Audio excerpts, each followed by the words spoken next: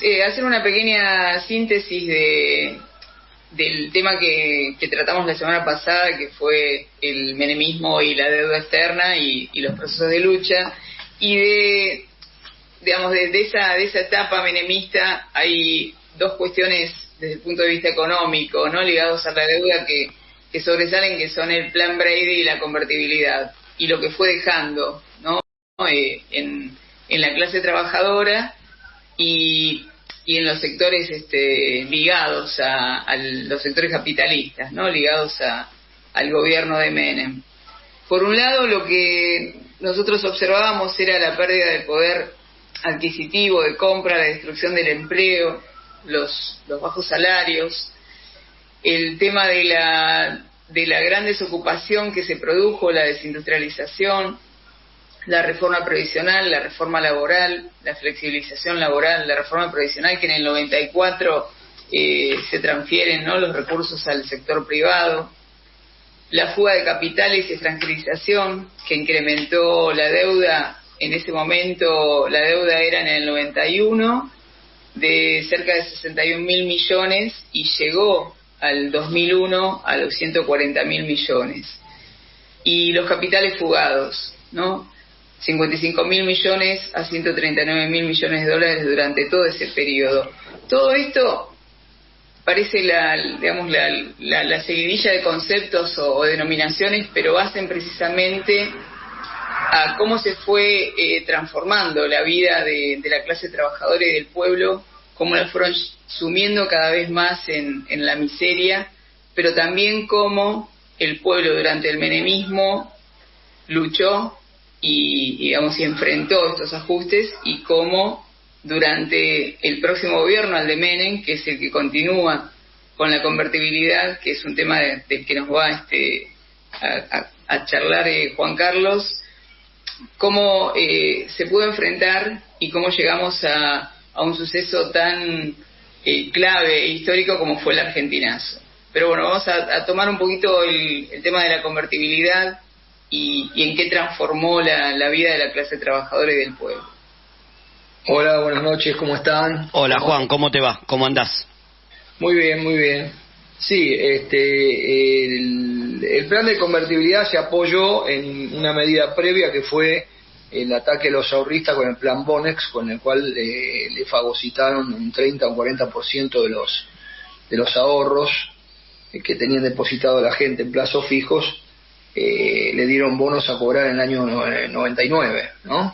Estamos hablando que eso se hizo en el 90, o sea que ahí ellos intentan ir estabilizando la situación con manoteando los ahorros de la clase trabajadora, de las clases medias, y el plan Brady, que es una renegociación, un repago de deuda que supuestamente tendría que terminar de pagarse en el 2023, o sea, este año. Eso no ha sido así, pues después se fue renegociando, pero que consistía en que te perdonaban unos pesos, pero te cargaban el capital y te cargaban los intereses. Entonces, finalmente, el plan Brady lo que hacía era condicionar, con esa supuesta financiación que te hacían, condicionaba la política con las famosas reformas estructurales.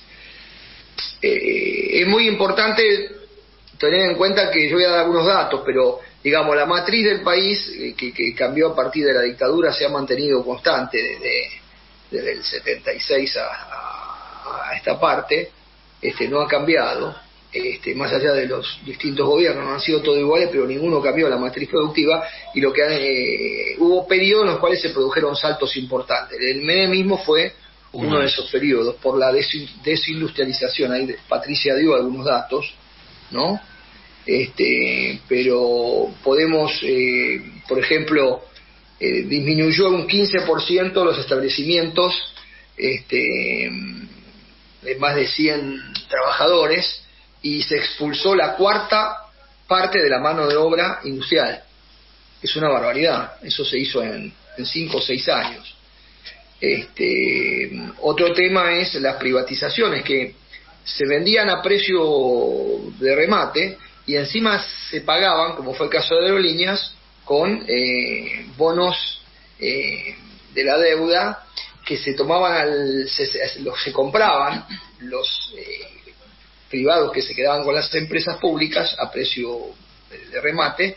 Encima pagaban una parte en efectivo y la otra parte la pagaban con bonos que compraban el 30% de su valor en el mercado, pero el Estado se los tomaba al 100%.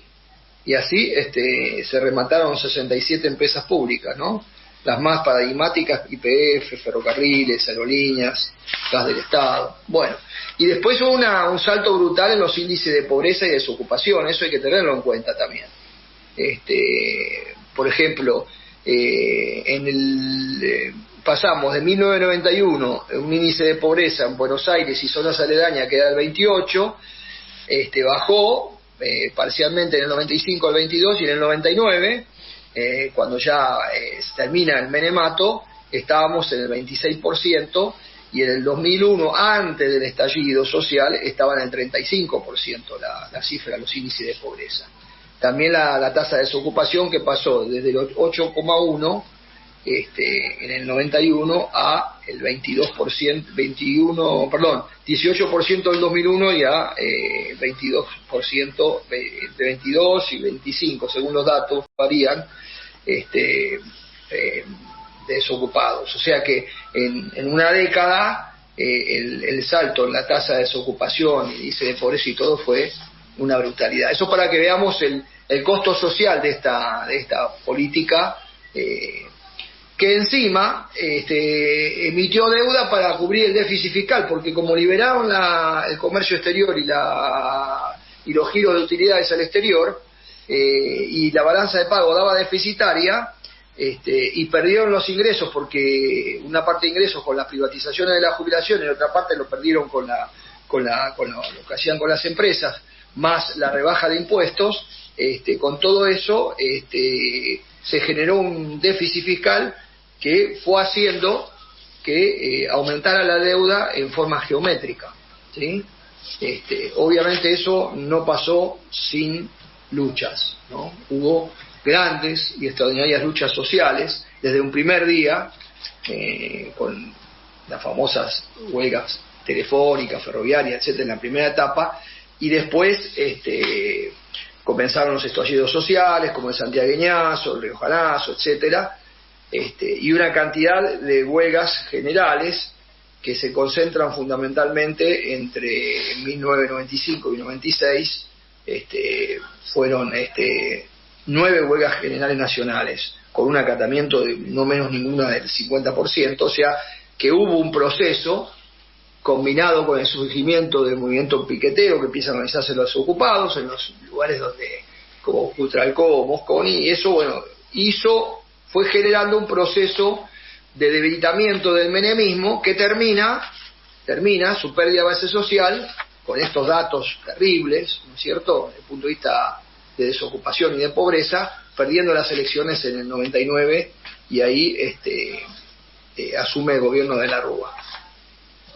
Claro, y asume de la Rúa con una propuesta del Fondo Monetario, no medio enclenque, que es la convertibilidad. Intentan sostenerla justamente para poder mantener ese supuesto régimen monetario.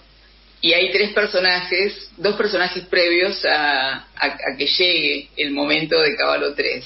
Uno es Machinea, el otro es López Murphy, y después la convocatoria de parte de la Rúa como para poder aplicar definitivamente las intenciones y el ajuste que el Fondo Monetario Internacional pretendía para Argentina en el marco de Latinoamérica. Y Cavallo, terminaría pretendiendo consolidar esa política, ese modelo, al que le da un enfrentamiento duro y un golpe fuerte el argentinazo.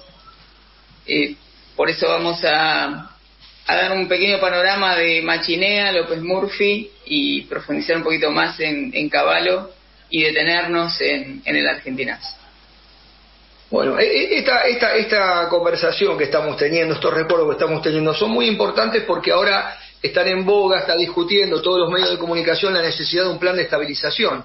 y inclusive aparecen personajes diciendo una dolarización o cuánto se parece la convertibilidad a una dolarización y si no habría que recrearla.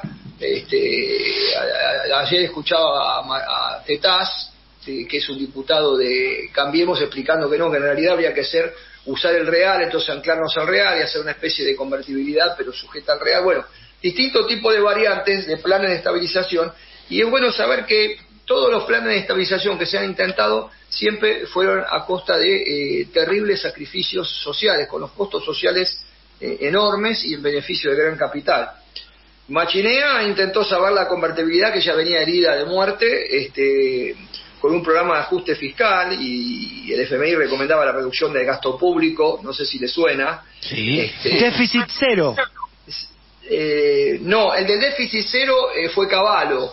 Ellos planteaban bajar el déficit y después Cavallo, entre Machinea, que entra en crisis porque le hacen agua a los números, y después es desplazado por López Murphy, que se manda un discurso enorme y dura 15 días en el gobierno, porque como ministro de Economía, donde él impone una cantidad. Machinea había puesto el blindaje, López Murphy intenta un ajuste salvaje, ¿no? Sí. Que él decía que había que reducir el déficit, pero no daba un porcentaje, pero inventó cosas increíbles, ¿no?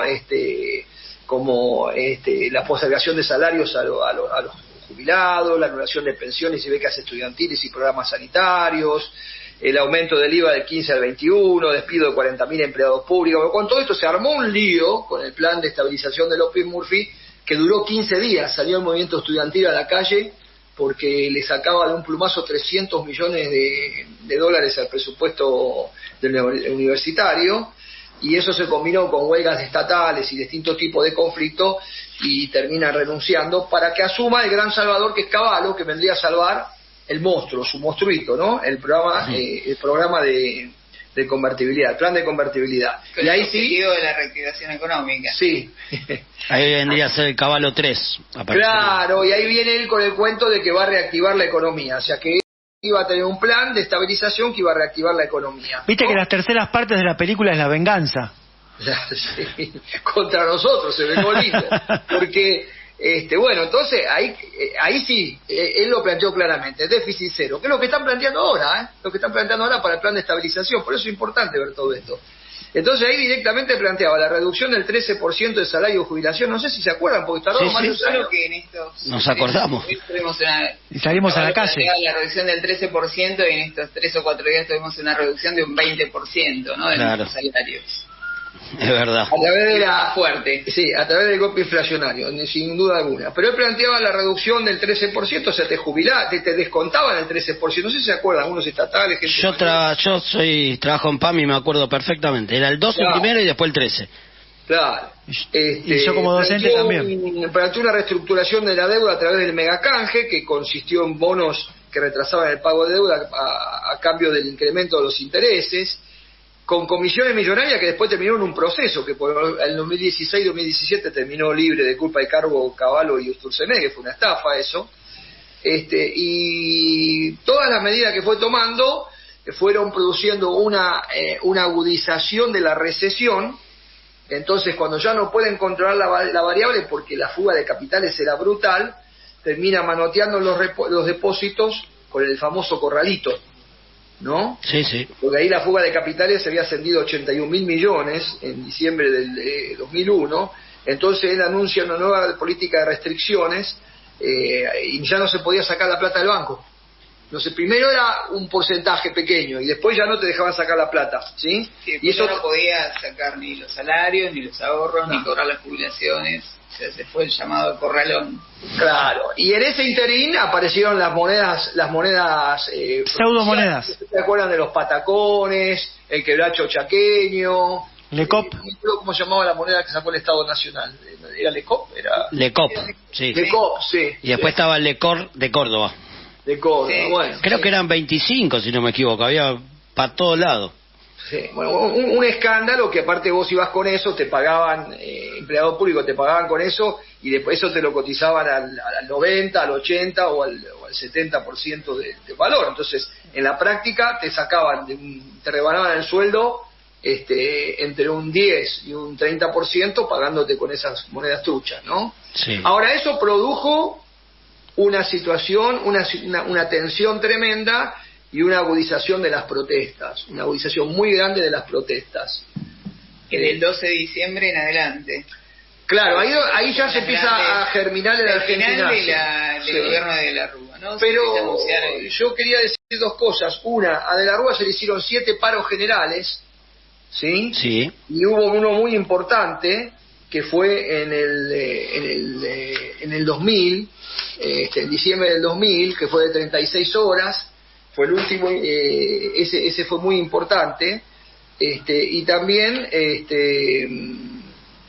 hubo una huelga docente extraordinaria en la provincia de Buenos Aires, nosotros la recordamos todavía, que fue la más grande que hicimos después del maestrazo del 88, que fue la huelga del 2001, en agosto, que salimos por aumento salarial y terminamos con los patacones y con una rebaja salarial, ¿no? Fue una traición brutal. Yo te la iba a mentar hace un rato cuando estabas hablando de las pseudomonedas, porque yo recuerdo esa asamblea en la que primero que habían limado la participación, habían hecho una consulta en las escuelas cuando la mayoría de la docencia no estaba en las escuelas, habían inventado una forma, el SUTEBA dirigido por Baradel, una forma de resolver democráticamente sin el pueblo, sin la gente dentro de las escuelas, y en las asambleas fue una risa aceptar esta condición de volver con patacones.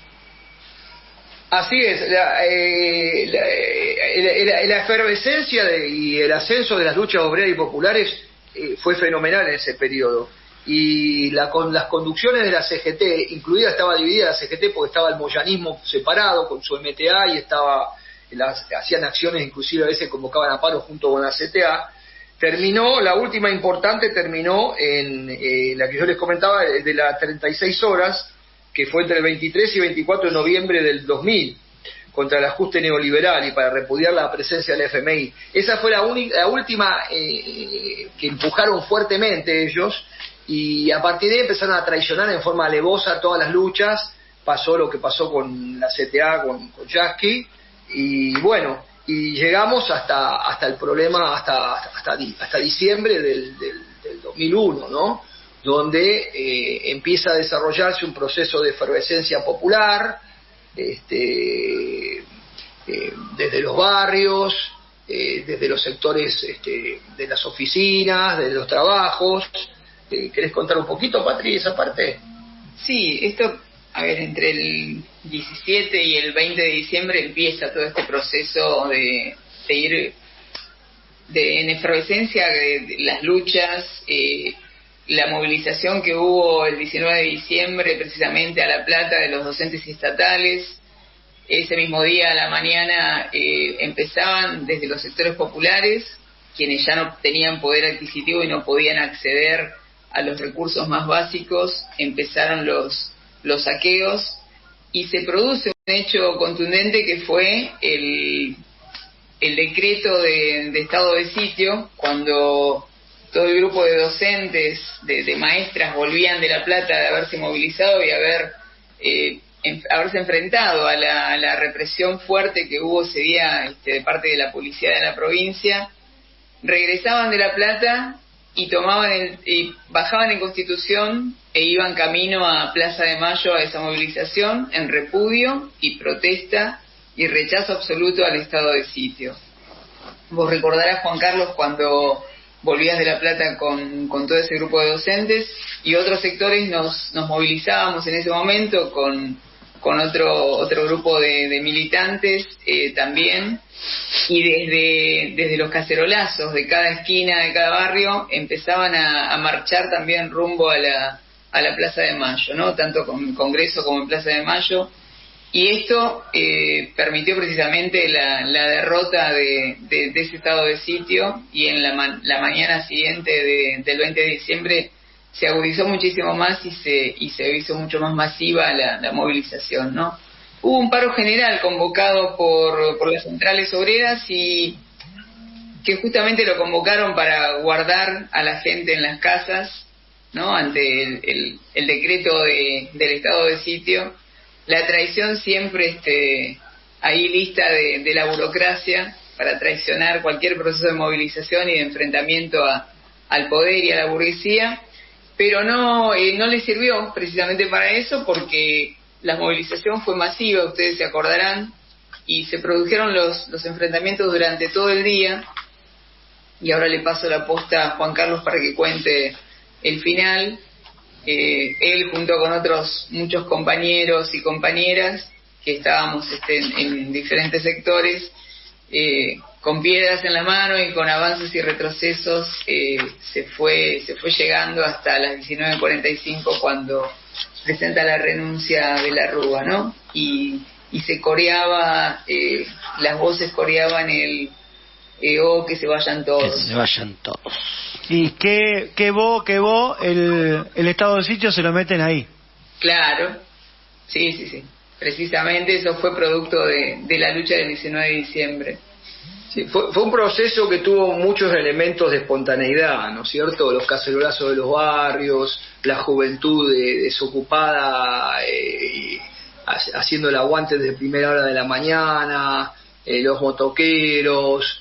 En ese sentido, la característica del proceso fue un proceso de una semi-insurrección popular, precisamente por la traición de la burocracia que recomendaba, recuerdo la CTA, nos llamaba a las casas de los delegados, el SUTEBA y la CTA, para decirnos que no fuéramos a Plaza de Mayo, que era una locura porque podían matarnos, cuando se estaba produciendo semejante grado de enfrentamiento, y la CGT a última hora decreta la huelga general por tiempo determinado, pero cuando ya estaba todo jugado, porque actúan todos precisamente como bomberos para intentar evitar lo que fue la caída del plan de convertibilidad. O sea, el plan de convertibilidad y de la Rúa caen juntos, producto, y es algo que se fue cocinando a fuego lento durante más de una década, y es muy bueno tenerlo en cuenta como referencia, porque más allá de qué es lo que pasó después, porque la carencia de una dirección, de que fue una semi-insurrección, no fue organizado, con dirección, o sea, surgieron las asambleas barriales y todo, después sería todo un capítulo que no da el tiempo hoy para desarrollar,